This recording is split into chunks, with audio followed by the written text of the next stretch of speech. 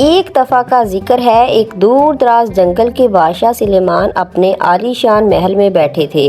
وہ اپنے خزانوں، لشکروں اور باغات پر فخر کرتے تھے، لیکن دل ہی دل میں انہیں یہ احساس ستاتا تھا کہ اس کے محل کے باہر کیا راز چھپے ہیں۔ ایک دن جب وہ اپنے محل کی بالکونی میں کھڑے تھے، انہوں نے ایک عجیب و غریب پرندہ دیکھا جو ایک درخت کی شاخ پر بیٹھا تھا۔ اس پرندے کی ناک غیر معمولی لمبی تھی اور اس کی آنکھوں میں عجیب سی چمک تھی۔ بادشاہ نے اپنے وزیر کو فوراً بلایا اور کہا، اس پرندے کو پکڑو، میں اس کی حقیقت جاننا چاہتا ہوں۔ وزیر فوراً سپاہیوں کو حکم دینے لگا، لیکن جیسے ہی سپاہی پرندے کے قریب پہنچے وہ ایک ہی لمحے میں غائب ہو گیا۔ بادشاہ حیرت میں پڑ گیا اور بولا، یہ کیا ہے؟ وہ پرندہ کہاں گیا؟ اگلے دن پھر وہی پرندہ محل کی بالکونی کے قریب آیا۔ اس بار اس کی ناک پہلے سے بھی لمبی تھی۔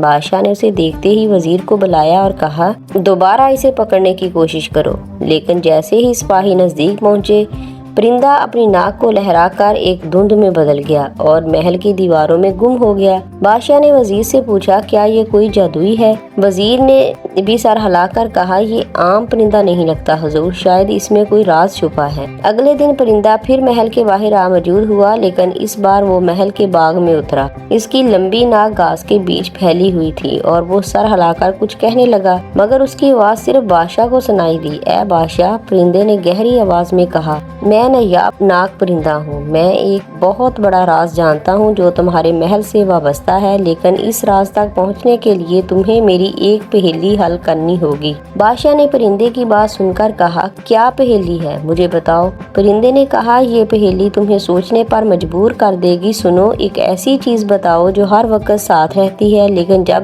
اسے دیکھنے کی کوشش کی جاتی ہے تو وہ غائب ہو جاتی ہے۔ بادشاہ گہری سوچ میں پڑ گئے۔ انہوں نے اپنے وزیر کو بلایا اور پہیلی سنائی۔ وزیر اور درباری حیرت زدہ تھے۔ ہر کوئی سوچنے لگا کہ اس پہیلی کا کیا جواب ہو سکتا ہے۔ بادشاہ نے سوچا، یہ کوئی جادوئی چیز ہو سکتی ہے، شاید وقت، اور پرندے کی طرف مڑا اور کہا، کیا یہ وقت ہے؟ نیک پرندہ مسکرایا اور بولا، تم نے صحیح جواب دیا، لیکن یہ تو صرف پہلی پہیلی تھی۔ اگلی رات میں تم سے ایک اور سوال کروں گا، اگر وہ بھی حل کر لیا تو تمہیں وہ خزانہ ملے گا جسے تم ڈھونڈ رہے ہو۔ بادشاہ حیران ہو گیا اور انتظار کرنے لگا کہ اگلی رات کب آئے گی۔ اگلی رات پرندہ پھر آیا اور بولا، دوسری پہیلی سنو، ایک ایسی چیز بتاؤ جو جتنی زیادہ ہو اتنی ہی کم محسوس ہوتی ہے۔ بادشاہ نے یہ پہیلی سنی اور فوراً دربار کے دانشوروں کو بلایا اور ان سے مشورہ کیا۔ کچھ نے کہا کہ یہ دولت ہے، کچھ نے کہا یہ علم ہے، لیکن بادشاہ کسی بھی جواب سے مطمئن نہیں ہوا۔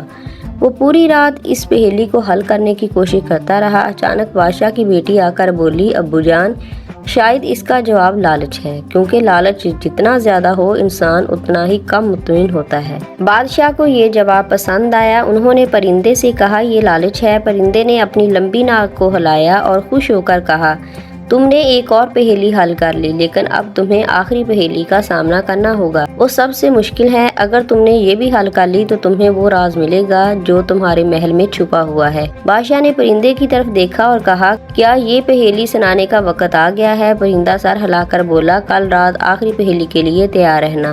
اگلی رات پرندہ بادشاہ کے کمرے میں آیا اور کہا، تیسری اور آخری پہیلی سنو، ایک ایسی چیز بتاؤ جو دیکھنے میں تو سادہ لگتی ہے، لیکن اس میں دنیا کی سب سے بڑی طاقت چھپی ہوتی ہے۔ بادشاہ گہری سوچ میں پڑ گیا۔ اس نے دانشوروں، وزیروں اور اپنی بیٹی سے مشورہ کیا، لیکن کوئی بھی صحیح جواب نہ دے سکا۔ پھر اچانک بادشاہ کو یاد آیا کہ اس کی ماں نے انہیں بچپن میں سکھایا تھا کہ سب سے بڑی طاقت محبت ہے جو ہر مشکل کو شکست دے سکتی ہے۔ بادشاہ نے پرندے کی طرف دیکھ کر کہا، یہ محبت ہے، دنیا کی سب سے بڑی طاقت محبت میں چھپی ہوتی ہے۔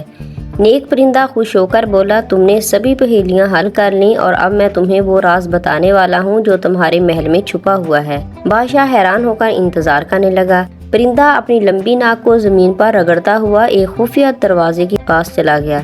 اس نے اپنی ناک سے دروازہ کھولا اور اندر ایک روشن خزانہ نظر آیا، لیکن یہ خزانہ سونے چاندی کا نہیں تھا بلکہ کتابوں کا خزانہ تھا۔ پرندہ بولا، یہ کتابیں تمہیں حکمت اور علم عطا کریں گی اور یہی تمہارے محل کا سب سے بڑا خزانہ ہے۔ بادشاہ نے پرندے کا شکریہ ادا کیا اور سمجھا کہ اصل دولت علم اور محبت ہے جس سے ہر مشکل کا سامنا کیا جا سکتا ہے۔